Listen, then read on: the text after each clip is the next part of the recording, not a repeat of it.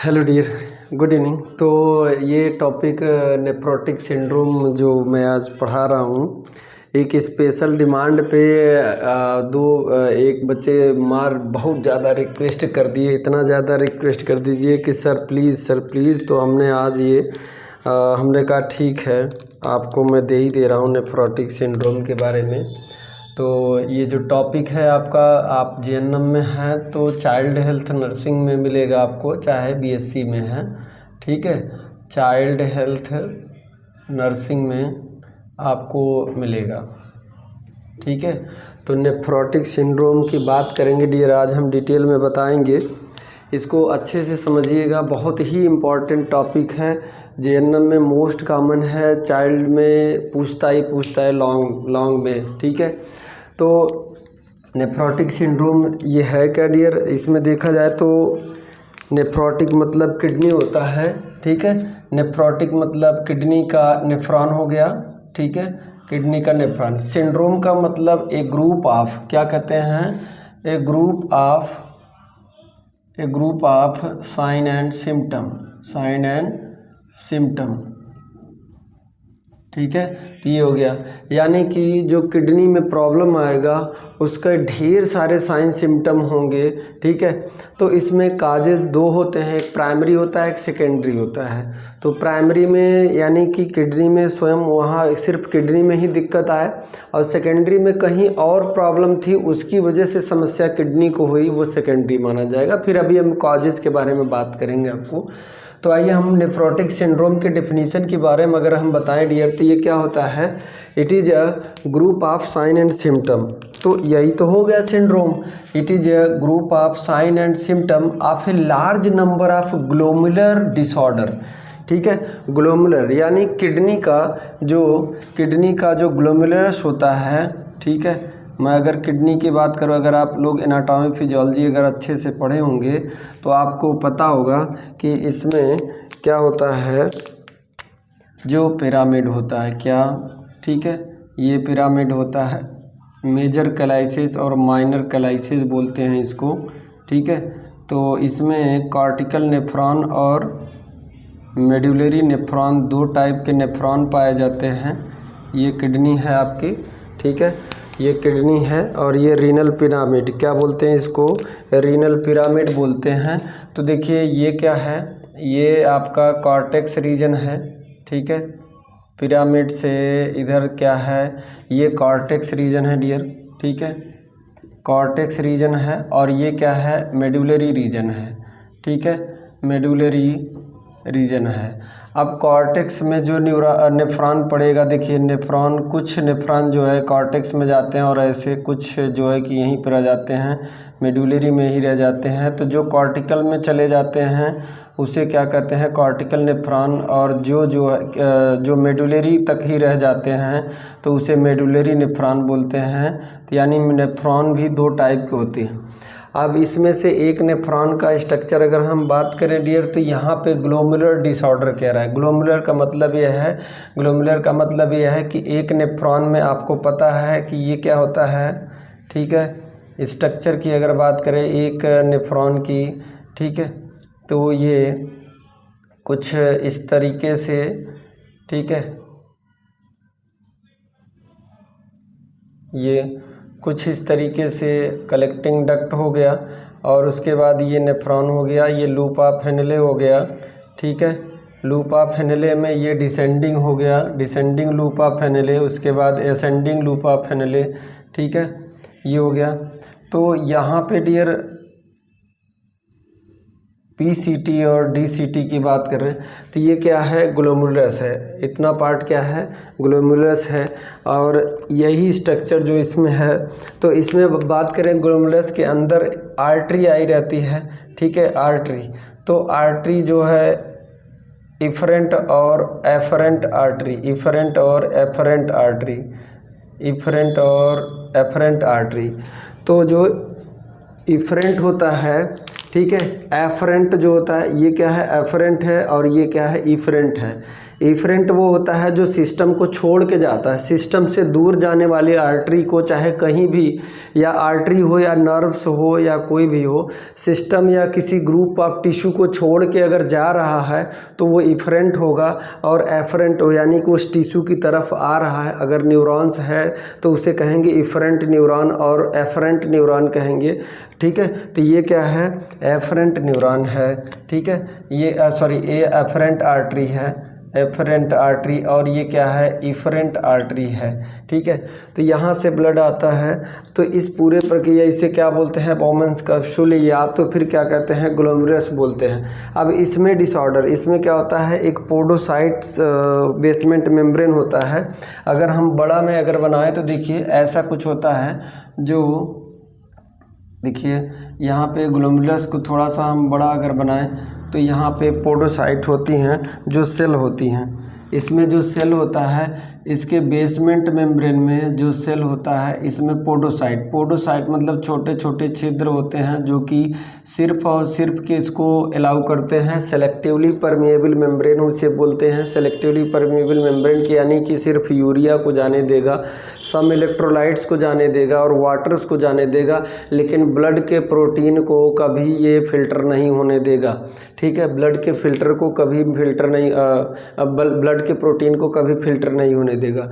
लेकिन इसमें nephrotic syndrome में इसी में दिक्कत आ जाता है। इसे क्या बोलते हैं, पोडोसाइट्स, क्या बोलते हैं, पोडोसाइट्स, पोडोसाइट्स बोलते हैं, पोडोसाइट्स। ठीक है, अब इस पोडोसाइट से क्या होता है, फिल्टर होता है क्या, ब्लड, और इसमें ब्लड वेसल आई है।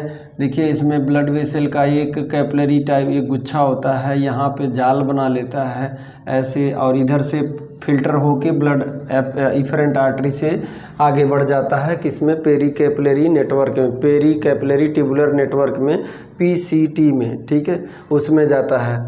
तो इसी में दिक्कत आ जाता है, क्या है, ग्लोमेरुलर डिसऑर्डर, यानी इसमें डिसऑर्डर है इस वजह से, विच इज़ करेक्टराइज्ड बाय। अब इसमें डिसऑर्डर होने की वजह से जो इधर ब्लड आ रहा था इसकी तरफ, जो इधर ब्लड आ रहा था, तो उसमें क्या, उसमें प्रोटीन था, जबकि नॉर्मल फंक्शनिंग ये है कि प्रोटीन को यूरिन में नहीं जाने देना है। इस फिल्टर, इस मेम्ब्रेन का काम है कि ब्लड के प्रोटीन को फिल्टर नहीं होने देना है। तो ये ब्लड के फिल्टर, ब्लड के प्रोटीन को भी जाने देता है, क्योंकि डिसऑर्डर हो गया है। इस पोडोसाइट का जो है कि यहाँ पे जो होल होता है, जो छिद्र होता है, वो बड़ा हो जाता है। ठीक है, तो मैसिव प्रोटीनेरिया देखने को मिलता है ऐसे कंडीशन में, ऐसे कंडीशन में मैसिव प्रोटीनेरिया, मैसिव मतलब बहुत मास में। ठीक है, मैसिव प्रोटीनेरिया मतलब मास में बहुत ज़्यादा मात्रा में, यानी कि high amount of protein, high amount of protein in urine, यानी कि ऐसे बच्चे के, जिस बच्चे को यहाँ पे दिक्कत रहेगा तो उस बच्चे के यूरिन में प्रोटीन की मात्रा बहुत ज़्यादा पाई जाएगी, प्रोटीन की मात्रा बहुत ज़्यादा पाई जाएगी। वो भी कौन सा प्रोटीन, एल्बुमिन प्रोटीन, मेनली अगर बात करें कौन सा, एल्बुमिन प्रोटीन। ठीक है, एल्बुमिन प्रोटीन का मात्रा इसमें ज़्यादा पाया जाएगा। तो एक तो पहचान ये हो गया कि बच्चे को नेफ्रोटिक सिंड्रोम है। ठीक है, डेफिनेशन क्या कह रहा है, it is a group of sign and symptom of large number of glomerular disorder. Glomerular disorder होने की वजह से ऑर्डर में तब चलता है जब यहाँ पे प्रोटीन नहीं जाता, लेकिन प्रोटीन भी पास कर जा रहा है, लिपिड भी पास कर जा रहा है, तो इस वजह से डिसऑर्डर बोल दिए। तो अब इस डिसऑर्डर के मैसिव प्रोटीनेरिया, मैसिव प्रोटीनेरिया मतलब ज़्यादा मात्रा में प्रोटीन को भी फिल्टर होने दे रहा है, क्योंकि ये क्या हुआ है, सिस्टम, ये जो मेम्ब्रेन था वो गड़बड़ हो गया, उसके होल क्या होंगे, बड़े हो गए हैं। तो उसके बाद एक चीज़, तो जैसे ही यूरिन की जांच करेंगे तो ज़्यादा मात्रा में ऐसे बच्चे के यूरिन में ये प्रोटीन एल्बुमिन मिलेगा। ठीक है, तो ऐसे कह देंगे मैसिव प्रोटीनूरिया। फिर उसके बाद हाइपो एल्बुमिनिया, क्या, हाइपो एल्बुमिनिया। देखो डियर, हाइपो मतलब कम, एल्बुमिनिया मतलब एल्बुमिन। ठीक है, एल्बुमिन। ठीक है, तो एल्बू मतलब कि एल्बुमिन, अब ये प्रोटीन के थ्रू, एल्बुमिन प्रोटीन है, इसके द्वारा निकल जा रहा है, तो यानी जो ये ब्लड होगा वापस जाएगा, ये जो ब्लड यहाँ से फिल्टर प्रोटीन बाहर निकल गया, अब ये ब्लड आगे जाएगा, तो इस ब्लड को अगर टेस्ट करेंगे तो उसमें क्या होगा, एल्बुमिन की मात्रा कम होगी, low level of albumin in blood, blood में एल्बुमिन की मात्रा कम होगी, तो उसी को क्या कहेंगे, हाइपोएल्बुमिया, यानी कि यहाँ पर भी देखने को मिलेगा। उसके बाद एक और पहचान इसकी है, नेफ्रोटिक सिंड्रोम की पहचान ये है कि हाइपरलिपिडेमिया। देखिए डियर, एल्बुमिन की मात्रा कम होती है जब, तो ब्लड का ऑस्मोटिक प्रेशर क्या हो जाता है, कम हो जाता है, ठीक है। तो क्योंकि एल्बुमिन जो है ऑस्मोटिक प्रेशर को मेंटेन करके रखता है, ब्लड में होने के ऑस्मोटिक प्रेशर को मेंटेन करके रेगुलेट करता है कि ऑस्मोटिक प्रेशर मेंटेन रहे, ताकि जो भी ब्लड में फ्लूइड हैं वो कैपिलरी से बाहर ना जाए, ठीक है। या ये कह सकते हो कि फ्लूइड की मात्रा को होल्ड करके रखता है ये एल्बुमिन। अब एल्बुमिन निकल गया, इसी सिचुएशन को कंपनसेट करने के लिए, यानी सिचुएशन को बैलेंस करने के लिए, संभालने के लिए यूरिन में क्या होता है, लिपिड का फार्मेशन होने लगता है, लिपिड का फार्मेशन होने लगता है बहुत तेज़ी से। हालांकि ये जो है कि लिपिड का फार्मेशन प्रोटीन उसमें लीवर में होने लगता है, तो वो आके ब्लड में होता है। जैसे ही ब्लड में आता है, ये तो इसलिए लिपिड का फार्मेशन कर रहा है क्योंकि प्रोटीन की मात्रा बहुत ज़्यादा बढ़ है, तो इसमें एनर्जी का वो होगा, लॉस होगा, क्योंकि मसल्स में जितने भी प्रोटीन हैं वो जाते हैं, तो इसी वजह से लिपिड का मात्रा जब बढ़ जाता है तो इसी को बोलते हैं hyperlipidaemia, high level of lipid in blood में, ये भी देखने को मिलेगा, या फिर लिपिड्यूरिया कह सकते हैं, यानी कि यूरिन में लिपिड की मात्रा भी मिलेगा, ठीक है। उसके बाद जनरलाइज्ड इडमा, ऐसे बच्चे में क्या देखने को मिलेगा, जनरलाइज्ड इडमा। जनरलाइज्ड इडमा क्या होता है डियर, जैसे देखिए इडमा दो होता है, एक लोकलाइज्ड और एक जनरलाइज्ड होता है। लोकलाइज्ड तो मतलब ये होता है कि कहीं जैसे कि इंसेक्ट बाइट कर लिया या मधुमक्खी काट ली या कुछ भी कर लिया, तो उसमें क्या हो गया, वो लोकलाइज्ड इडमा है। या फिर किसी एक घाव लगने से इंसीजन या चीड़ा लग गया या चुभ गया कोई, वहाँ पे क्या हो गया, स्वेलिंग हो गया, तो उसे कहते हैं लोकलाइज्ड इडमा। लेकिन जनरलाइज्ड इडमा में क्या होगा डियर, पूरे शरीर में, एंकल में, फीट में और आँखों के पेरीफेरी पे सभी जगह फ्लूइड का एक्युमुलेशन हो लेगा। जनरलाइज मतलब पूरी बॉडी में एडिमा देखने को मिलेगा, स्वेलिंग रहेगा, इसी को बोलते हैं एनासार्का या फिर ड्रॉप्सी बोलते हैं, किसको, जनरलाइज्ड एडिमा को। तो ऐसे बच्चे की आँखों के चारों तरफ, ये चेहरे में स्वेलिंग रहेगी, आँखों के चारों तरफ स्वेलिंग रहेगी, और फीट पाँव में स्वेलिंग रहेगा और एंकल में स्वेलिंग रहेगा, ठीक है। तो ऐसे बच्चे को स्वेलिंग देखने को मिलेगा, तो ये जनरलाइज्ड एडिमा। अगर फीमेल में भी है तो लैबिया मेजोरा और लैबिया माइनोरा में भी रहेगा स्वेलिंग, ठीक है। तो इसे बोलते हैं ना। अब देखिए ये एडिमा हुआ क्यों, वजह ये था डियर, देखिए हम बात करते हैं एक ब्लड वेसल की, ठीक है, ब्लड वेसल की बात करते हैं। मान लीजिए यही ब्लड वेसल है, ब्लड वेसल में इसमें क्या था, इसमें देखिए ब्लड वेसल में क्या था, एल्बुमिन था।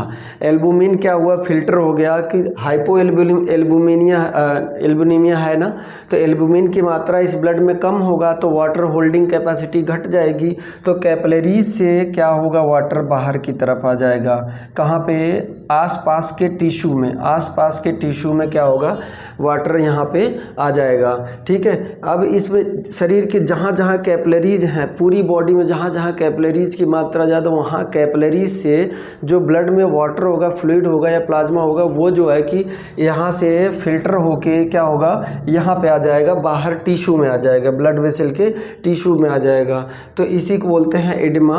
और ऐसा हर जगह, जैसे कि फीट में हो गया, पाँव में हो गया, जो जैसे मान लीजिए कि ब्लड नीचे की तरफ जाता है ग्रेविटी के अनुसार, तो ज़्यादातर ब्लड हो तो वहाँ पे फिल्टर ज़्यादा हो जाता है, तो यहाँ ब्लड के द्वारा इफ्यूज होके बाहर आएगा, ये इसमें ब्लड में से फ्लूइड बाहर आएगा और यहाँ पे इकट्ठा हो जाएगा टिश्यू में, इसी से क्या हो जाएगा, स्वेलिंग हो जाएगा, और इसी को बोलते हैं एडिमा, ठीक है।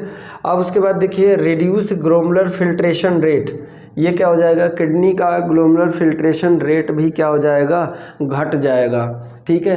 घट इसलिए जाएगा कि जो फिल्ट्रेशन, जो एक्चुअल में फिल्ट्रेशन रेट होना चाहिए था वो नहीं है, बहुत ज़्यादा मात्रा में आ गए, प्रोटीन और लिपिड भी आ गए, तो उसमें क्या किया कि फ़िल्टर को रोक दिया और बहुत ज़्यादा मात्रा में सिर्फ वही जा रहे हैं। ठीक है, तो अच्छा, इसका कारण ये भी है डियर कि रिड्यूस ग्लोमेरुलर फिल्ट्रेशन रेट का कारण ये देखिए, जब एक जो एल्बुमिन होता है, एल्बुमिन जो है ब्लड प्रेशर को भी मेंटेन करके रखता है। ठीक है, ब्लड प्रेशर को भी रेगुलेट करता है, यानी कि जैसे ही ब्लड प्रेशर, इसमें एल्बुमिन की मात्रा ब्लड में अगर ज़्यादा होगा तो प्रेशर क्या होगा, अच्छा होगा, ब्लड प्रेशर अच्छा मेंटेन रहेगा। और उसके बाद जैसे एल्बुमिन बाहर आएगा ब्लड प्रेशर कम हो जाएगा।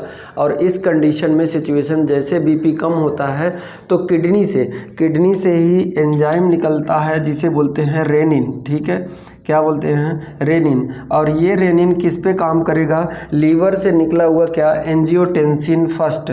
ठीक है, एंजियोटेंसिन फर्स्ट इसको कन्वर्ट करेगा एंजियोटेंसिन सेकंड में डियर। ठीक है, एंजियोटेंसिन फर्स्ट को एंजियोटेंसिन सेकंड में कन्वर्ट करेगा। ठीक है, तो यहाँ पे जो है कि रेनिन का सिक्रीशन क्यों हुआ किडनी से, क्योंकि यहाँ पे ब्लड प्रेशर, जो किडनी में जो ब्लड वेसल गई थी वहाँ पे ब्लड प्रेशर कम हुआ, इस वजह से यहाँ पे रेनिन निकला। तो एंजियोटेंसिन सेकंड जैसे ही बनता है डियर, एंजियोटेंसिन सेकंड जैसे ही बनता है तो ये दो काम करता है। एक काम ये करता है कि ब्लड वेसल को कॉन्स्ट्रिक्ट करता है, और दूसरा ये है कि एड्रीनल ग्लैंड पे इंफॉर्मेशन भेजता है और उससे क्या निकलता है, एल्डोस्टेरॉन। क्या निकलता है, एल्डोस्टेरॉन। ठीक है, एल्डोस्टेरॉन। और ये एल्डोस्टेरॉन क्या करता है, साल्ट एंड वाटर का बैलेंस करता है। तो ये मैनेज करता है ऐसे। लेकिन यहाँ पे क्या हुआ कि जैसे ग्लोमेरुलर फिल्ट्रेशन रेट कम हुआ, यानी कि वहाँ पे क्या, प्रेशर कम हुआ, बीपी कम हुआ, तो इस वजह से प्रेशर यहाँ कम हुआ तो फिल्ट्रेशन भी कम होगा। तो ऐसे में फिल्ट्रेशन जब कम होगा तो पूरे शरीर में फ्लूइड क्या, कैपिलरी से बाहर आएगा, एडिमा होगा। तो इसको फिल्ट्रेशन हम बढ़ाने के लिए क्या करते हैं, बीपी बढ़ा, मतलब कि ब्लड वेसल को कॉन्स्ट्रिक्ट करके चाहे बीपी बढ़ा दें, और या तो फिर जो है कि एल्बुमिन की मात्रा को बढ़ा के वहाँ पे हम बीपी बढ़ा दें। तो कैसे भी करके बढ़ाएंगे तो ये क्या हो जाता है, रिड्यूस ग्लोमेरुलर फिल्ट्रेशन इसलिए होता है क्योंकि यहाँ पे क्या हो गया कि यहाँ से एल्बुमिन बाहर आ गया।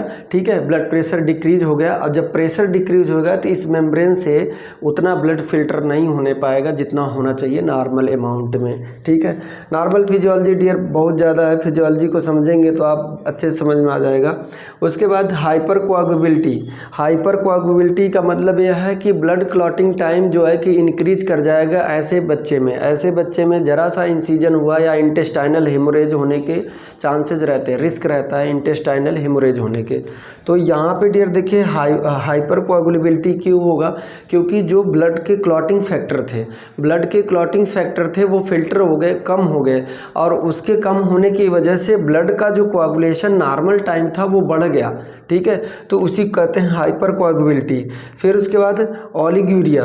देखिए ओलिगूरिया, अब आप कहोगे कि यहाँ पे फिल्टर ज़्यादा हो रहा है तो पॉलीयूरिया होना चाहिए, नहीं। जैसे ही पॉलीयूरिया होता है तो यहाँ पे जब ब्लॉकेज हो जाता है, लिपिड और प्रोटीन आता है, तो यहाँ से क्या होता है, ये एल्डोस्टेरॉन जो हमने बताया, तो ये एल्डोस्टेरॉन किडनी ट्यूब्यूल से वाटर और उसको क्या करता है, फिर से रिटेंशन मिला देता है, यानी कि रीअब्जॉर्ब कर लेता है, किडनी ट्यूब्यूल से रीअब्जॉर्ब कर लेता है। तो रीअब्जॉर्ब कर लेगा तो यूरिन की मात्रा कम बनेगी, इसीलिए इसको ओलिगूरिया, ऐसे बच्चे में ओलिगूरिया भी होगा।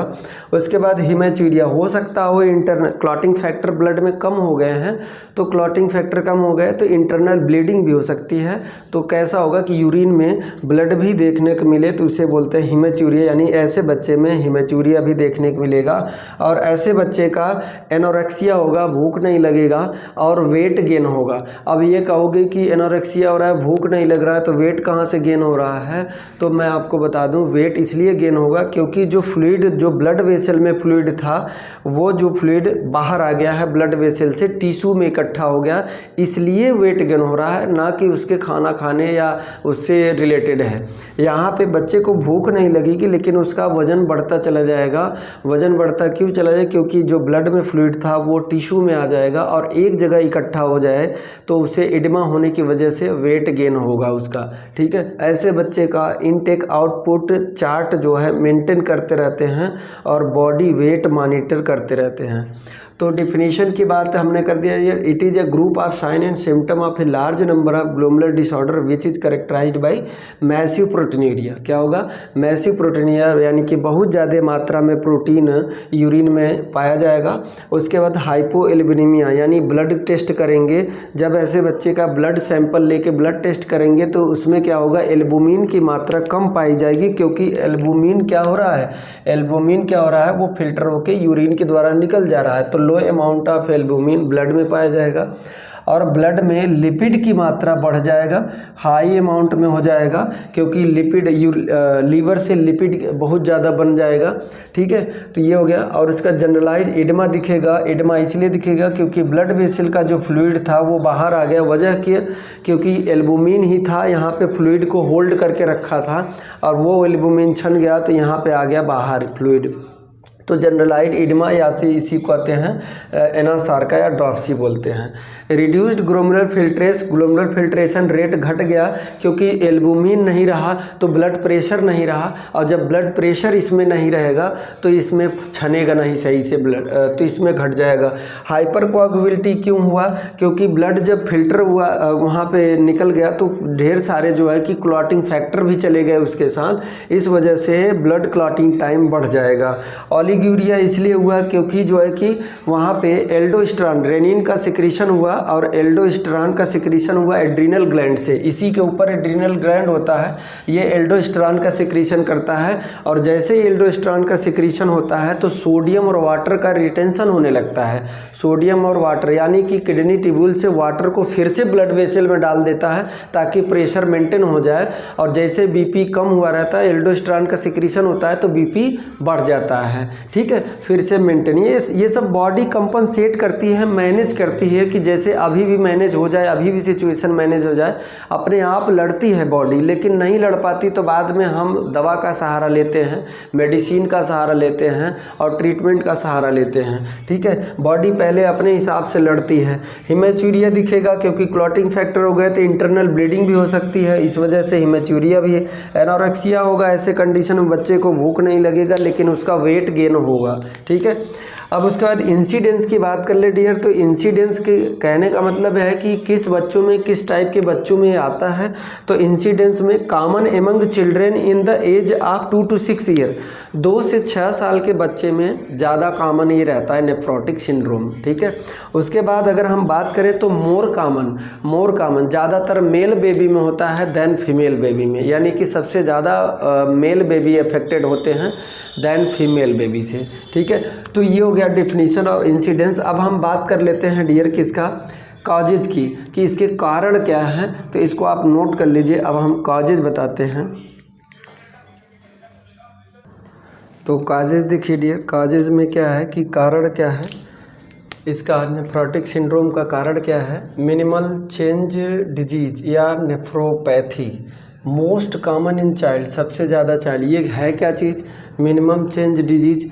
मिनिमम चेंज डिजीज ये है, ये कंजेनाइटल भी होता है, यानी कि किडनी में थोड़ा सा स्ट्रक्चरल, एनाटॉमिकल स्ट्रक्चरल में चेंजिंग आने की वजह से ऐसा हुआ है। दरअसल बाहर से देखने पे किडनी को सही अच्छी खासी लगती है, लेकिन जो है कि ऐसे में माइक्रोस्कोप से जब देखेंगे तो जो ग्लोमेरुलस होता है, ग्लोमेरुलस के जो फिल्टर पोर्स होते हैं उसको माइक्रोस्कोप से देखेंगे तब पता चलेगा कि ये जो है कि इसमें दिक्कत है, इस वजह से ऐसा हो रहा है। तो उसी को मिनिमल चेंज डिजीज कहते हैं या नेफ्रोपैथी कहते हैं, जो कि मोस्ट कॉमन इन चाइल्ड में होता है, सबसे ज़्यादा चाइल्ड में। लेकिन अगर यही नेफ्रोटिक सिंड्रोम एडल्ट में हो रहा है तो उसमें मोस्ट कॉमन क्या होगा? ग्लोमेरुलोस्क्लेरोसिस। ग्लोमेरुलोस्क्लेरोसिस ये क्या होता है? जो ग्लोमेरुलस होता है डियर, जो ग्लोमेरुलस होता है उसमें स्क्लेरोसिस हो जाता है। ये जो पोर्स होते हैं इसमें हार्डनेस हो जाता है। क्या हो जाता है? हार्डनेस हो जाता है। इस वजह से ऐसा हो जाता है। मोस्ट कॉमन इन एडल्ट में। और ये किस में सबसे ज़्यादा कॉमन है? एडल्ट में। एक्यूट पोस्ट स्ट्रेप्टोकोकल ग्लोमेरुलोनेफ्राइटिस, यानी पहले कभी जो है कि ग्लोमेरुलोनेफ्राइटिस यानी कि इसमें इन्फेक्शन हुआ था, ग्लोमेरुलस में इन्फेक्शन हुआ था, और वो भी कौन सी बैक्टीरिया? स्ट्रेप्टोकोकस बैक्टीरिया से इन्फेक्शन हुआ था, ठीक हो गया था, लेकिन फिर दोबारा उसी को, तो इस बच्चे को भी क्या हो सकता है?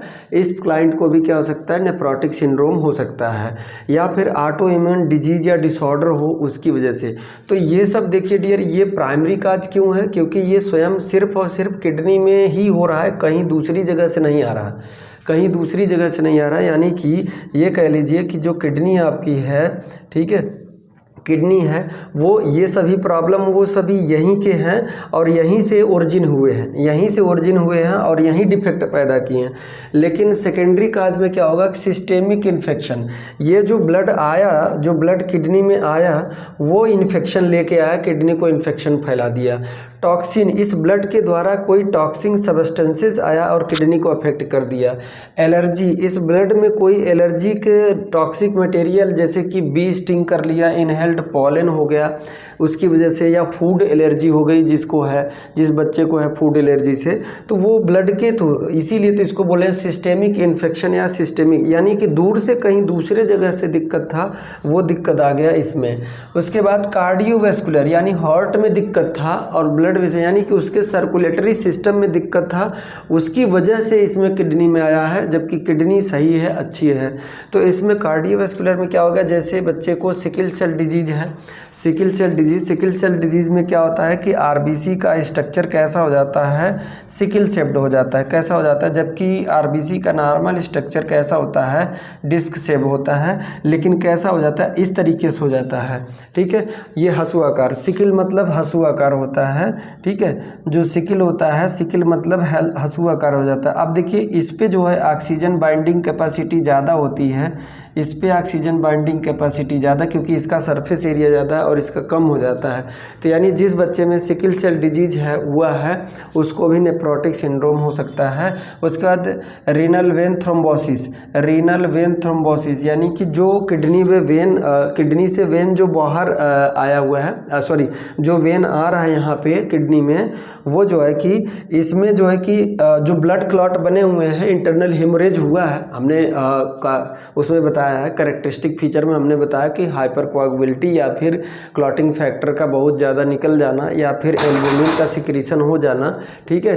उसकी वजह से क्या होगा कि ब्लड क्लॉटिंग जो है कि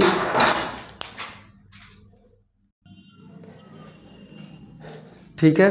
तो ये जो है कि जो वेन, रीनल वेन होती है, तो रीनल वेन में जो ब्लड आता है, उसमें ब्लड की क्लॉट जो है बन के वो आता है और इसमें फंस जाता है, तो उसी को बोलते हैं रीनल वेन थ्रोम्बोसिस, ठीक है।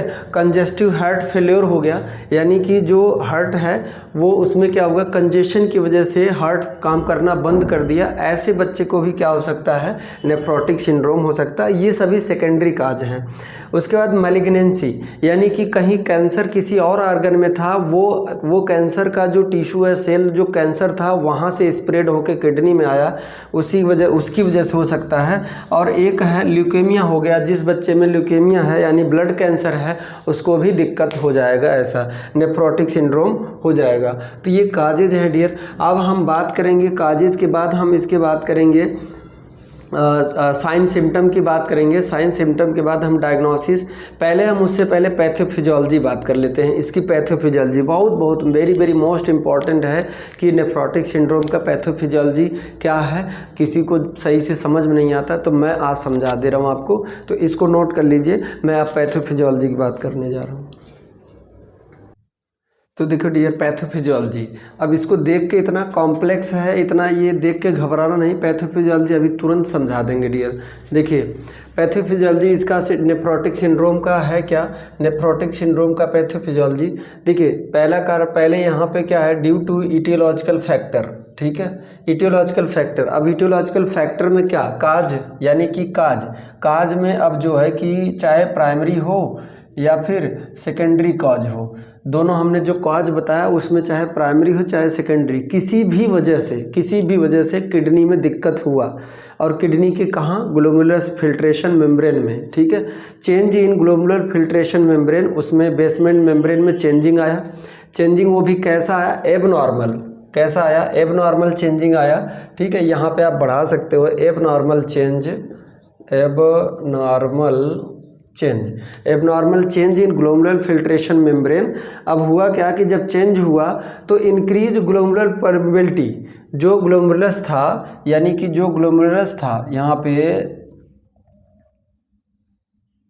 ठीक है। तो ये जो पोडोसाइट्स थी, ये फिल्ट्रेशन मेम्ब्रेन था, इसके अंदर जो ये पोर्स थे ये क्या हो गए, बड़े हो गए। तो इससे क्या हुआ कि फिल्ट्रेशन यहाँ पे इंक्रीज हो गया, ठीक है। जो ब्लड वेसल ब्लड लेके आ रहा था, इसमें क्या हुआ कि फिल्ट्रेशन मेम्ब्रेन के क्या हुआ, वाइड होने की वजह से इसमें क्या हुआ कि यहाँ पे जो है कि फिल्ट्रेशन बढ़ गया। तो इंक्रीज ग्लोमेरुलर परमेबिलिटी बढ़ गई, और इतना परमेबिलिटी बढ़ा कि इसमें फिल्टर कर गया क्या, प्लाज्मा प्रोटीन। ब्लड के प्लाज्मा में जो प्रोटीन था, यानी जो एफरेंट और इफरेंट जो ब्लड था, ये एफरेंट ब्लड में जो एल्बुमिन था वो फिल्टर हो गया, और जब जो आगे गया तो उसमें एल्बुमिन की मात्रा कम हो गई, ठीक है। एल्बुमिन की मात्रा घट गई। यहाँ पे एल्बुमिन की मात्रा जो है कि बढ़ी हुई है, लेकिन जैसे ही इफरेंट में पहुँचेगा तो एल्बुमिन की मात्रा, क्योंकि एल्बुमिन निकल गया ट्यूब्यूल के थ्रू, ठीक है। तो क्या हुआ कि filtration of plasma protein albumin also with water and urea, जबकि इसका काम है वाटर और यूरिया का ही सिर्फ फिल्टर करना, लेकिन इसके साथ साथ लिपिड और प्रोटीन भी क्या हो गया, फिल्टर हो गया। तो फिल्टर होने के बाद देखिए अब क्या होगा, जो आगे ये ब्लड जाएगा उस ब्लड में ये जो फिल्टर होके जा रहा है वो ब्लड अब पूरे शरीर में एल्बुमिन की मात्रा कम होता चला जाएगा। तो दो कारण होगा, काज क्या कर देगा, एक तो पहली बात ये जो ब्लड जाएगा ब्लड वेसल में, तो वहाँ पे क्या हो जाएगा, बीपी क्या हो जाएगा, डिक्रीज कर जाएगा, ब्लड प्रेशर डिक्रीज कर जाएगा, और परमेबिलिटी, कैपिलरीज की परमेबिलिटी क्या होगी, इंक्रीज हो जाएगी, परमेबिलिटी इंक्रीज हो जाएगा। और परमेबिलिटी इंक्रीज हो जाएगा तो देखिए यहाँ पे परमेबिलिटी इंक्रीज होने की वजह से fluid move into surrounding tissue from capillaries. तो कैपिलरीज से, यानी कि आगे शरीर में जहाँ भी कैपिलरीज थी, हमने बताया था कैपिलरीज थी, उस ब्लड में से जो फ्लूइड होगा वो बाहर आ जाएगा टिश्यू में। कहाँ पे आ जाएगा, टिश्यू में, और यही काज कर देता है एडिमा, काज कर दिया एडिमा। तो जो डियर यहाँ पे फ्लूइड था, अच्छा ये बाहर क्यों आया, क्योंकि एल्बुमिन छन गया, और एल्बुमिन ही था जो होल्ड करके रखा था, पकड़ के रखा था, फ्लूइड को बाहर नहीं जाने था, ऑस्मोटिक प्रेशर को बैलेंस करके रखा था। और यहाँ पे ऑस्मोटिक प्रेशर कम हुआ और बाहर जो है ज़्यादा, तो ये फ्लूइड बाहर शिफ्ट कर गया, और शिफ्ट कर गया तो यहाँ टिश्यू में जब बाहर आ जाएगा तो यहाँ एक्युमुलेट हो जाएगा, इकट्ठा हो जाएगा, और यही काज कर देगा एडिमा। तो एक तरीका यह है, यहाँ तक समझ में आ गया। अब इसकी वजह से प्लाज्मा प्रोटीन के फिल्टर होने की वजह से एक कारण हमने कहा कि बीपी डिक्रीज हो जाएगी, तो ब्लड वॉल्यूम डिक्रीज हुआ, इस वजह से बीपी डिक्रीज हुआ, यानी कि फ्लूइड जब बाहर आ गया तो ब्लड प्रेशर कम नहीं हो जाएगा, ब्लड वेसल यानी पाइप से पानी कम हुआ तो ऑलरेडी क्या हो जाएगा, बीपी कम हो जाएगा।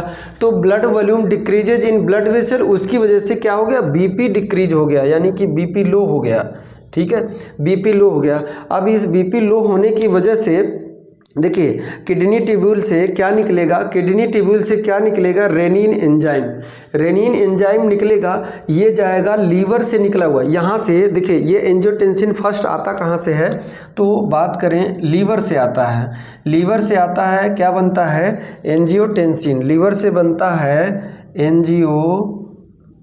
एंजियोटेंसिन, ठीक है, एंजियोटेंसिन बनता है और ये एंजियोटेंसिन कन्वर्ट होता है एंजियोटेंसिन फर्स्ट में किसकी मदद से रेनिन की मदद से, रेनिन की मदद से। और रेनिन कहाँ से आया? किडनी से आया। किडनी से क्यों आया? क्योंकि किडनी ने संदेश भेजा कि बीपी लो हो गया है, मेरा फिल्ट्रेशन घट गया है, जल्दी से बीपी बढ़ाइए और फिल्ट्रेशन मेरा बढ़ाइए, क्योंकि ग्लोमेरुलर फिल्ट्रेशन कम हो गया है और ऑस्मोटिक प्रेशर भी कम हो गया है, इस वजह से बीपी डिक्रीज हो गया है। तो बीपी को बढ़ाने के लिए ये काम हुआ। ये नॉर्मल प्रक्रिया है, ये नॉर्मल मैनेजमेंट है, बॉडी कंपनसेट करती है। ठीक है, तो रेनिन यहाँ से सिक्रीट हुआ और इस रेनिन का काम सिर्फ यही है कि लीवर से बना हुआ एंजियोटेंसिन उसको एंजियोटेंसिन फर्स्ट में कन्वर्ट करना है। ठीक है, उसके बाद जो है एंजियोटेंसिन फर्स्ट से सेकंड में बनता है डियर, तो यहाँ पे लंग्स से निकलता है, एक लंग्स से, फेफड़े से, लंग्स से एक एंजाइम सिक्रीट होता है, उसे कहते हैं ACE, एंजियोटेंसिन कन्वर्टिंग एंजाइम। क्या कहते हैं इसे? ACE, जो निकलता कहाँ से है? लंग्स से। ठीक है, लंग्स से निकलता है। ठीक है, तो इसी को रेनिन एंजियोटेंसिन पाथवे भी बोलते हैं, तो आपको डिटेल में समझाएंगे वहाँ पे। फिर यहाँ पे देख लीजिए कि दिक्कत जब डिलीवरी इसके पास आया, जो है कि किडनी के पास आया, बीपी जब कम हुआ तो उसकी वजह से बीपी अपने मैनेज करने के लिए कि मैं जाए हायर अथॉरिटी के पास क्यों जाऊं, अभी मेरे पास व्यवस्था है तो मैं पहले इससे इस्तेमाल कर ले। तो उसने क्या किया कि रेनिन एंजाइम रखा था, भेज दिया रेनिन एंजाइम। किसको भेजा? लीवर के पास भेजा। और लीवर ने क्या कहा, ठीक है मैं एक मंत्र तुमको देता हूँ। तो उसने क्या दिया? एंजियोटेंसिन दिया, और एंजियोटेंसिन को रेनिन ने लिया और उसको बदल दिया एंजियोटेंसिन फर्स्ट में। अब बात फंस गई कि यहाँ से अब इनका काम तो है नहीं वो ब्लड वेसल को कॉन्स्ट्रिक्ट करना। देखिए फ्लूइड कम हो गया है, तो पाइप अगर सेम है, पाइप का डायमीटर अगर हम कम कर दें तो बीपी ऑलरेडी मेंटेन हो जाएगा। या तो फिर हम फ्लूइड ही बढ़ा दें, दो काम हो सकता है, बीपी बढ़ाने का दो काम हो सकता है। या तो आप पाइप की साइज कम कर दीजिए, फ्लूइड उतना रहने दीजिए, और या तो फिर पाइप की साइज ना कम के आप फ्लूइड दे दीजिए, फ्लूइड बहुत ज़्यादा दे दीजिए, तो इससे बीपी इंक्रीज हो जाए। तो अब इतना जल्दी फ्लूइड उसको हम चढ़ा नहीं सकते क्योंकि ओवरलोड हो जाएगा, और उसको एडिमा ऑलरेडी पहले से ही है, एडिमा ऑलरेडी पहले से ही है। तो क्या करेंगे? अब क्या हुआ कि लंग्स के पास गए और लंग्स ने कहा कि ठीक है मैं आपके लिए काम कर दूं। तो इसने दिया एंजियोटेंसिन कन्वर्टिंग एंजाइम दिया, एंजियोटेंसिन कन्वर्टिंग एंजाइम दिया, फर्स्ट से सेकंड में बदल गया। अब जो है कि सेकंड इसने कहा कि मैं आप काम कर लूँगा, मेरे पास ये औजार हो गया है, मैं ब्लड वेसल को, साइज को, डायमीटर को कम कर दूंगा। तो क्या किया? कॉन्स्ट्रिक्ट द ब्लड वेसल, और ब्लड वेसल को कॉन्स्ट्रिक्ट कर दिया और बीपी मेंटेन हो गया। और जैसे ही बीपी मेंटेन हुआ तो ग्लोमेरुलर फिल्ट्रेशन भी हल्का बढ़ जाएगा, इसमें राहत मिल जाएगा। ठीक है, उसके बाद देखिए अब क्या हुआ, बीपी डिक्रीज हुआ। तो इसके ये पूरा चैनल था, लेकिन मेन कारण है, दिक्कत क्या है? ये नॉर्मल प्रक्रिया है, ये नॉर्मल प्रक्रिया है, मैं इसमें बता दिया आपको। इतना आप नहीं लिखेंगे तो भी चल जाएगा, लेकिन आपको सिर्फ एडिमा दिखाना है कि ऐसे मरीज में, नेफ्रोटिक सिंड्रोम वाले बच्चे में एडिमा ज़्यादातर दिखता है।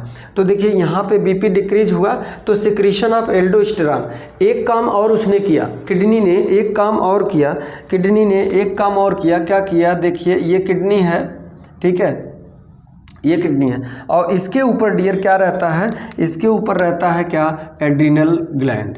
ठीक है, एड्रिनल ग्लैंड। तो इसने कहा कि एड्रिनल ग्लैंड से ही क्यों ना हम संपर्क करें, क्योंकि जो है कि फ्लूइड बहुत ज़्यादा निकल रहा है। तो जो फ्लूइड ये ट्यूब में, इस ट्यूब्यूल में जा रहा है, तो यूरिन जो बनेगा उससे दोबारा हम बाहर निकाल लेते हैं, इसमें से फ्लूइड हम निकाल लेते हैं। तो वाटर रीअब्जॉर्प्शन इसी को बोलते हैं, वाटर रीअब्जॉर्प्शन। और इसमें से सोडियम भी निकाल लिया, सोडियम भी निकाल लिया और वाटर भी निकाल लिया, जो फिल्टर होके जा रहा था इसमें से वाटर और सोडियम भी निकाल लिया। किसने? एल्डोस्टेरॉन ने। कहाँ से आया? एड्रिनल ग्लैंड से आया। किसने कहा सिक्रीशन करने के लिए? एंजियोटेंसिन सेकंड जो है इसने कहा, इसने कहा कि इसका दो काम एंजियोटेंसिन, ये तो ब्लड वेसल कॉन्स्ट्रिक्ट किया और दूसरा इन्फॉर्मेशन एड्रिनल ग्लैंड को भेजा, एड्रिनल ग्लैंड को भेजा। तो यहाँ से सिक्रीट हुआ क्या? एल्डोस्टेरॉन हार्मोन्स, एड्रिनल ग्लैंड, और ये क्या किया कि साल्ट वाटर रिटेंशन या रीअब्जॉर्प्शन कर लिया ट्यूब्यूल से। तो अब रीअब्जॉर्ब कर लिया तो फिर फ्लूइड की मात्रा बढ़ी, तो ये कहीं ना कहीं इसकी दिक्कत की वजह से ये भी एडिमा का कारण बन गया। ठीक है, ये भी एडिमा को प्रमोट कर रहा है। तो ज़्यादातर एडिमा ही जनरलाइज्ड एडिमा, और ये कैसा एडिमा होगा? जनरलाइज्ड एडिमा होगा डियर, जनरलाइज्ड एडिमा। ठीक है, जनरलाइज इडिमा। तो ये नेफ्रोटिक सिंड्रोम का ये पूरा आइडिया आपको समझ में नहीं आया तो आप कमेंट करिएगा। तो इसका कारण देखिए ड्यू टू ईटियोलॉजिकल फैक्टर की वजह, चाहे प्राइमरी काज हो चाहे सेकेंडरी, किसी वजह से किडनी के किसमें फिल्ट्रेशन मेम्ब्रेन में दिक्कत हुआ, एबनॉर्मल चेंज हुआ, उससे क्या हुआ कि इंक्रीज हो गया ग्लोमेरुलर फिल्ट्रेशन या परमेबिलिटी बढ़ गया। उसके बाद फिल्ट्रेशन ऑफ प्लाज्मा यानी इतना बढ़ गया कि उससे प्लाज्मा प्रोटीन भी यानी ब्लड में जो प्लाज्मा प्रोटीन थी वो भी बाहर निकल गई, और प्लाज्मा प्रोटीन के बाहर निकलने की वजह से वाटर होल्डिंग ब्लड में जो फ्लूइड था उसकी होल्डिंग कैपेसिटी घट गई, ऑस्मोटिक प्रेशर घट गया, और ऑस्मोटिक प्रेशर जब घट गया तो बाहर का प्रेशर ज़्यादा हुआ, फ्लूइड बाहर का प्रेशर, जैसे देखिए ये देखिए ये जो है ये पाइप है, ध्यान दीजिएगा ये पाइप है, आप कभी प्रयोग कीजिएगा तो ये पाइप है। पाइप अगर पानी के अंदर डालिए, पाइप जो है कि ऐसा पाइप दीजिए जो सेमी परमेबल मतलब छानने लायक हो, तो उसको डाल दीजिए। आप डालेंगे जब प्रेशर बाहर का ज़्यादा होगा, बाहर का प्रेशर ज़्यादा होगा अंदर से, तो फ्लूइड अंदर शिफ्ट करेगा, और अगर अंदर ज़्यादा होगा तो बाहर शिफ्ट ज़्यादा करेगा। ठीक है, तो इसमें क्या है कि इसमें ऑस्मोटिक प्रेशर क्यों घटा, क्योंकि उसमें से कंसंट्रेटेड जो है कि जितना ब्लड में जो कंसंट्रेशन मेंटेन किया था एल्बुमिन वो निकल गया, और निकल गया ये हो गया पतला, और हो गया हाइड्रोस्टैटिक प्रेशर यहाँ ज़्यादा हो गया, और ये फ्लूइड शिफ्ट गया बाहर शिफ्ट आ गया, और ये काज कर दिया क्या, एडिमा काज कर दिया। ठीक है, और इसकी वजह से जैसे एल्बुमिन निकला, अब जब फ्लूइड जब बाहर आ जाएगा तो क्या हो जाएगा, फ्लूइड कमी होगी, ब्लड वेसल में ब्लड वॉल्यूम डिक्रीज हो जाएगा, घट जाएगा, उसकी वजह से बीपी डिक्रीज हो जाएगा। डिक्रीज होने की वजह से किडनी कहा ठीक है मैं अपने तरीके से थोड़ा डील करती हूँ, हैंडल करती हूँ, अगर हो जाएगा तो ठीक, नहीं तो कोई बात नहीं। तो ये उसने किया। फिर उसके बाद क्या हुआ कि एंजियोटेंसिन ने इसको भेजा एड्रिनल ग्लैंड को, खुद किडनी के पास है, तो उसने एल्डोस्टेरॉन को भेजा कि क्यों ना हम फ्लूइड को ही और बढ़ा देते, फ्लूइड कम हुआ तो उधर से फ्लूइड फिल्टर हो रहा है, एडिमा में जा रहा है, तो हम फ्लूइड बढ़ा ले रहे हैं। तो बढ़ाने के लिए यानी ट्यूब्यूल से फिर से एब्जॉर्ब कर लिया, सोडियम और वाटर का रीएब्जॉर्प्शन, फिर से फ्लूइड मेंटेन, तो ये कंपनसेट करने के लिए होता है। तो ये पैथोफिजियोलॉजी डियर, इसको नोट कर लीजिएगा, अगर नहीं समझ में आए तो आप बताइएगा। ठीक है, उसके बाद अब हम बात करेंगे आपको साइन सिम्टम और डायग्नोसिस के बारे में। तो देखिए डियर, क्लिनिकल मैनिफेस्टेशन या साइन सिम्टम की बात करें तो साइन सिम्टम देखिए मेन कंप्लेन जो है कि मेन कंप्लेन पेरेंट्स जो करेंगे या फिर एडल्ट्स में जो कंप्लेन आएगा, तो मेन कंप्लेन यानी चीफ कंप्लेंट कह सकते हैं, यानी शिकायत मेन क्या आ जाएगा, जनरलाइज इडिमा। वो कहेगा कि मेरे हाथ पांव फूले हुए हैं और मेरा चेहरा सूजा हुआ है, ये सारी चीज़ें, तो उसने जनरलाइज इडिमा वो बताएगा। ठीक है, अगर मेल है तो हाइड्रोसील हो सकता है, और लंग्स उसको सांस लेने में दिक्कत सीवियर केस में, क्योंकि हाइड्रोथोरिक्स हो सकता है। ठीक है, और एसाइटिस देखने, एसाइटिस मतलब पेरिटोनियल कैविटी में फ्लूइड भर जाएगा। बॉडी के जो थोरैसिक जो लंबर कैविटी का जो पेरिटोनियल कैविटी है, पेरिटोनियल में फ्लूइड भर जाएगा। एसाइटिस का मतलब accumulation of fluid in peritoneal cavity. ठीक है, एसाइटिस हो जाएगा। हाइड्रोथोरैक्स हो जाएगा। हाइड्रोथोरैक्स मतलब ये है कि जो लंग्स है, लंग्स के मेम्ब्रेन है, जो बाहर के जो प्लूरल मेम्ब्रेन है लंग्स का, और उसके और मेम्ब्रेन के बीच में वाटर भर जाएगा। देखिए एसाइटिस क्या होता है, एसाइटिस मैं बता दे रहा हूँ। देखिए यहाँ पे देखिए ये नॉर्मल कंडीशन है, ये नॉर्मल है यहाँ पे, लेकिन जैसे एसाइटिस होगा तो ये साइज ऐसे बढ़ जाएगा। ठीक है, ये ऐसे निकल जाएगा ऐसे। वजह यह है कि जो ये पेरिटोनियल कैविटी था, ये जो पेरिटोनियल कैविटी था, इसमें क्या हो गया, इसमें फ्लूइड जो बाहर आ गया, यहाँ पे फ्लूइड भर गया। ठीक है, यहाँ पे फ्लूइड एक्युमुलेशन हो गया, फ्लूइड एक्युमुलेशन हो गया, तो इसे क्या कहते हैं, एसाइटिस कहते हैं। हाइड्रोथोरैक्स क्या होता है, हाइड्रोथोरैक्स में ये होता है थोरैक्स मतलब थोरैसिक कैविटी, यानी कि जो लंग्स होता है। ठीक है, ये आपका लंग्स है, आपका है। ठीक है, मेरा भी है लेकिन मेरा अलग है। ठीक है, तो ये जो लंग्स होता है, लंग्स के बाहरी मेम्ब्रेन जो ये प्लूरल मेम्ब्रेन होता है, यहाँ पे देखिए ये होता है, ये स्पेस होता है, इसमें फ्लूइड भर जाता है। ठीक है, इसमें फ्लूइड भर जाता है, इसमें फ्लूइड, क्योंकि महीन महीन कैपिलरीज यहाँ पे होती हैं, महीन महीन कैपिलरीज होती हैं, तो हमने कहा कि कैपिलरी से क्या होती है, कैपिलरी के जो ब्लड होते हैं उससे फ्लूइड क्या आ जाता है, बाहर आ जाता है। ठीक है, तो यहाँ पे उसके बाद हाइड्रोसील देखने को मिलेगा, यानी कि जो स्कोर्टम होगा, ठीक है, जो टेस्टिस का स्कोर्टम होगा, जो टेस्टिस का स्कोर्टम होगा, ठीक है, तो ये जो मेम्ब्रेन होगा, ये देखिए ये मेम्ब्रेन होगा, यहाँ पे भर जाएगा फ्लूइड। ठीक है, यहाँ पे फ्लूइड भर जाएगा यहाँ पे। और अगर जैसे कि फीमेल बेबी है तो लेबिया मेजोरा और लेबिया माइनोरा में भर जाएगा। ओलिगुरिया देखने को मिलेगा, ओलिगुरिया, ठीक है, यानी कि यूरिन की मात्रा कम आएगी। हिमेचूरिया यानी यूरिन में ब्लड देखने को मिल सकता है, काला यूरिन देखने को मिल सकता है।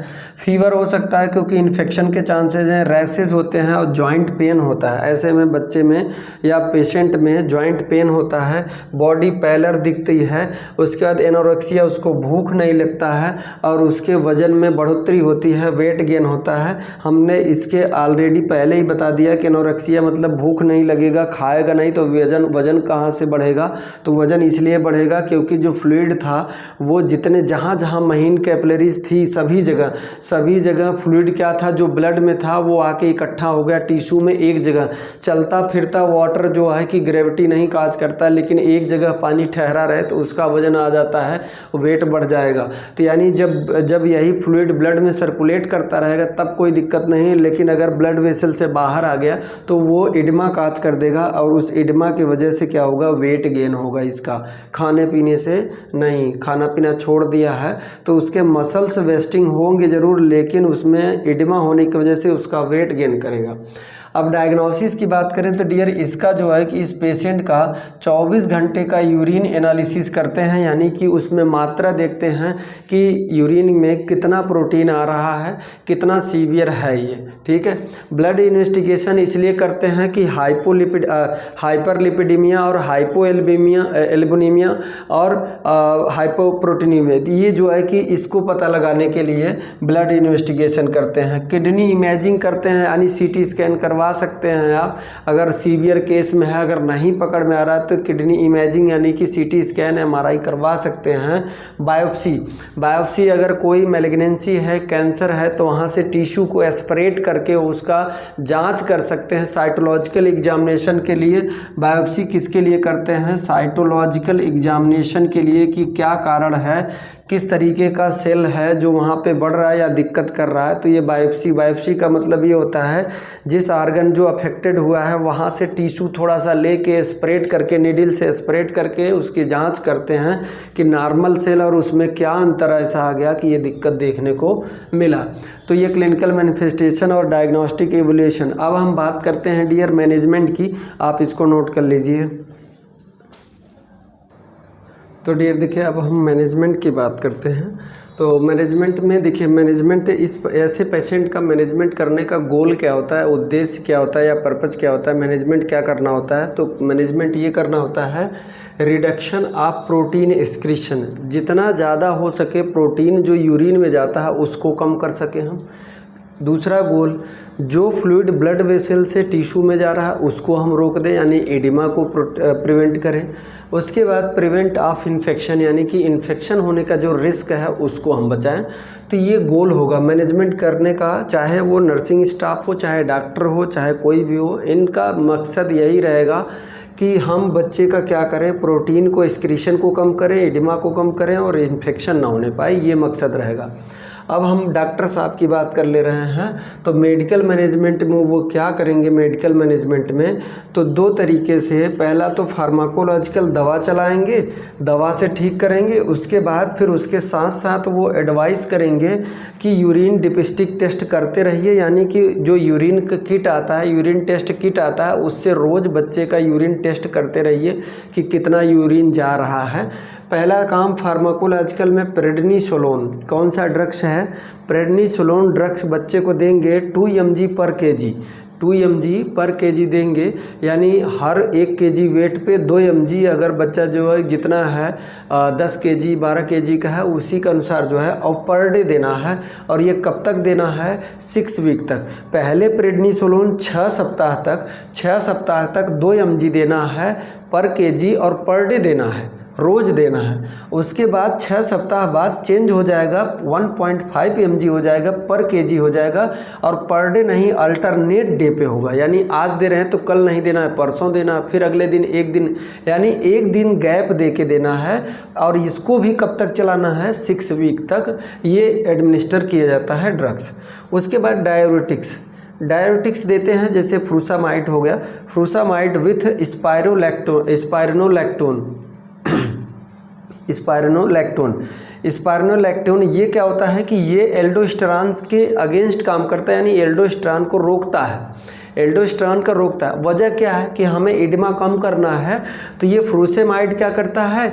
ज़्यादा से ज़्यादा किडनी के द्वारा फ्लूइड यूरिन के द्वारा बाहर निकालता है, ठीक है, यानी कि बॉडी से क्या करता है? फ्लूइड को आउट करता है। और ये स्पाइरोनोलैक्टोन जो है कि एल्डोस्टेरॉन के अगेंस्ट काम करता है। जैसे ही एल्डोस्टेरॉन अगर ज़्यादा सिक्रीशन होगा, ध्यान दीजिए मैंने पिछले पैथोफिजियोलॉजी में इसी में भी बताया कि ज़्यादा एल्डोस्टेरॉन का सिक्रीशन होगा तो ज़्यादा किडनी के टिब्यूल से ज़्यादा वाटर और सोडियम का रीअब्जॉर्प्शन होगा, तो कहीं न कहीं ब्लड वेसल में ज़्यादा फ्लूइड बढ़ेगा और किडनी में भी बढ़ेगा, तो वो एडिमा काज करेगा। तो इसकी वजह से क्यों ना हम एल्डोस्टेरॉन को ही रोक दें, तो उसके साथ साथ स्पाइरोनोलैक्टोन देते हैं ताकि ये क्या काम कर सके? एल्डोस्टेरॉन को रोक सके, ठीक है। एक तो ये तरीका है एडिमा कम करने का। दूसरा यह है कि फ्रूसेमाइड दे दीजिए। फ्रूसेमाइड क्या करेगा? फ्लूइड को आउट करेगा, बॉडी से बाहर निकालता है ये फ्रूसेमाइड। तो ये ड्रग्स हो गया, ये फार्माकोलॉजिकल हो गया। नॉन फार्माकोलॉजिकल में क्या करेंगे dear?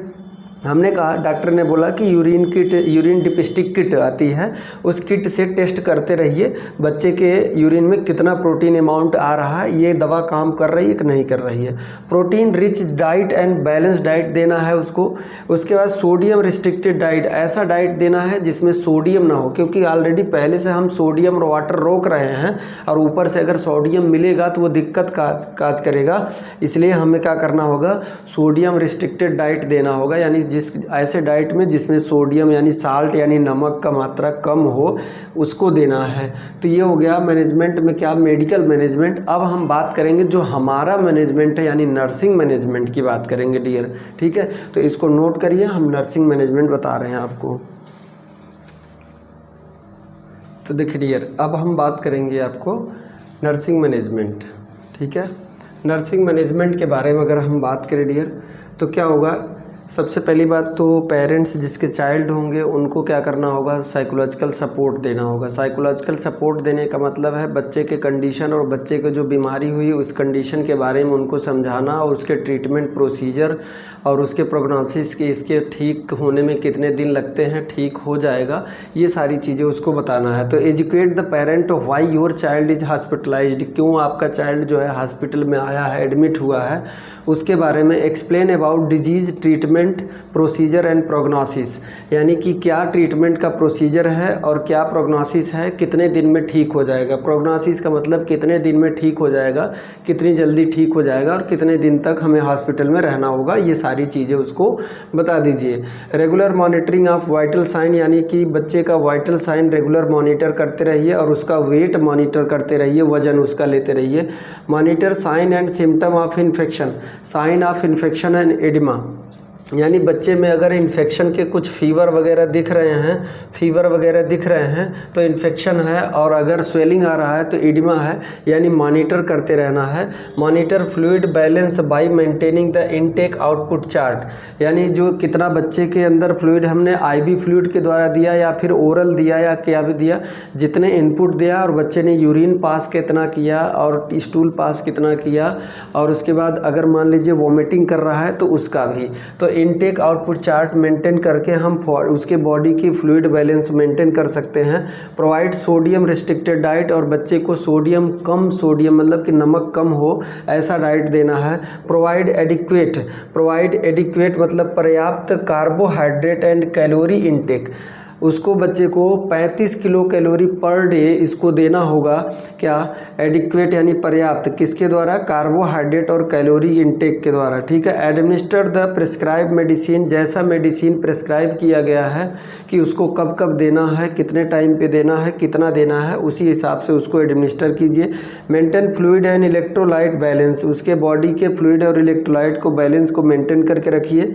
Maintain aseptic technique, maintain aseptic technique है टू प्रिवेंट इन्फेक्शन, क्या के लिए, किस लिए? To prevent infection. Discharge planning and home care teaching, यानी कि इतना उसको हाथ धुल के सभी चीज़, ज़्यादा लोगों को टच मत कीजिए, ज़्यादा उसको हेल्दी डाइट दीजिए, वाटर फूड जितने भी हो एकदम मतलब कि सुरक्षित, मतलब कि septic technique, hand washing proper, छूने से पहले, छूने के बाद भी हैंड वॉशिंग, और जो उसके पास है उसको प्रॉपर हैंड वॉशिंग, सैनिटाइजर्स, वो मतलब कि इन्फेक्शन से बचाने के लिए एसेप्टिक टेक्निक का मेंटेन करके रखिए ताकि इन्फेक्शन ना हो।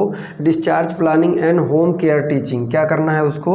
डिस्चार्ज प्लानिंग और होम केयर टीचिंग देना है, यानी कि उसको डिस्चार्ज जब कर रहे हैं तो उसको क्या करना होगा? टीच करना होगा कि घर पे इस बच्चे का ख्याल क्या रखना है, अब तो सही हो गया तो इसको कैसे मेंटेन करके रखना है, इसको क्या करना है, सारी चीज़ें। कभी दिक्कत हुआ तो कब आ जाना, ऐसे सिम्टम दिखे तो दिखाने आ जाना, और इसको दवा ऐसे खाना, दवा खत्म हो तब चले आना, या कोई ऐसा कुछ दिखे, मतलब कि होम केयर टीचिंग, बच्चे को प्रॉपर रेस्ट देना, जो है कि सोडियम नमक युक्त खाना मत देना, सारी चीज़ें उसको जो है कि होम टीचिंग कर दीजिए पेरेंट्स को, ताकि उसी हिसाब से बच्चे को दे सके।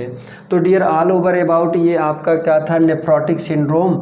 एक बच्चे के बहुत ज़्यादा रिक्वेस्ट पे हम ये बनाए, तो शायद उसको अब मिला होगा, तो आप देख लीजिएगा, वीडियो पूरा देखिएगा। बहुत मेहनत किए हैं आपको समझाने के लिए।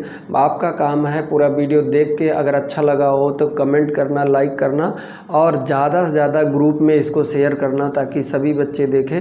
आपका काम यही है, बाकी काम हमारे ऊपर छोड़ दीजिए। हम आपको हर एक कंटेंट देंगे, आप सिर्फ आप मांग कीजिए, बस आप मांग कीजिए, मैं हर एक टॉपिक दूंगा। ठीक है। तो thank you so much dear. मिलते हैं नेक्स्ट वीडियो में किसी नेक्स्ट टॉपिक से, और वो भी भूचाल लाने वाला टॉपिक। ठीक है। Thank you so much. खुश रहें, मस्त रहें, खुश रहें। ठीक है।